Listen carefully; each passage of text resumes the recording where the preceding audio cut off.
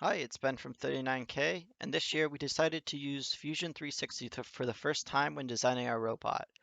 Of course, the current pandemic has pushed everyone apart and online, so we knew that this year using cloud sharing software for designing our robot would be essential.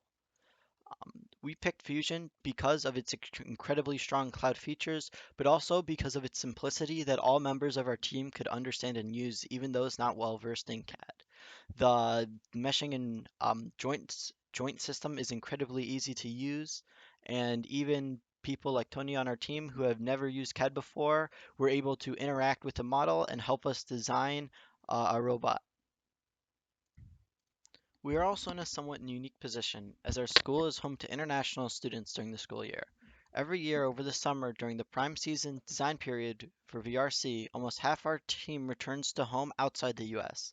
This year, alongside me, Ashwarya, Max, and Ian located in Michigan, we are also helped by David and Tony who live in Korea and Vietnam. This makes cloud communication essential not only during the pandemic, but also every year. Previously, we had tried to use other CAD programs like SOLIDWORKS and Inventor, but we ran into multiple roadblocks.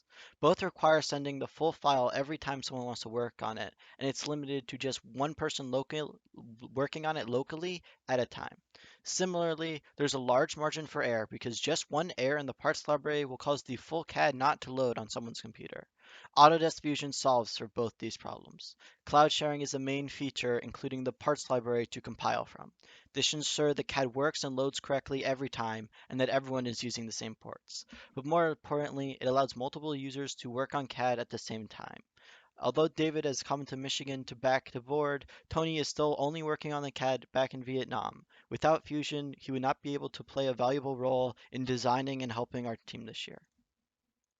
However, Fusion isn't only just helpful for designing before we go into lab. Once we're actually in the lab, we can use Fusion to adjust the model for any changes we make in our actual physical lab sessions. This is critical because not only does it help update our team members in other countries, but because we're limited on the amount of people we can send in to work on the robot at one time, it makes sure the whole team is on the same page while only two or three people could be heading to work on the actual robot each day. This is critical because it allows us to address the problems as a team and we can visualize and show where the errors are occurring instead of just relying on paper sketches or explaining over a Zoom call. This year, Fusion has revolutionized how we approach the design process, allowing not only the designers but everyone a hand at seeing what the robot will actually look like before we head into the lab and design it. We will be using Fusion many years into the future, and hopefully it'll help us in future engineering careers working with CAD softwares and building our communication skills.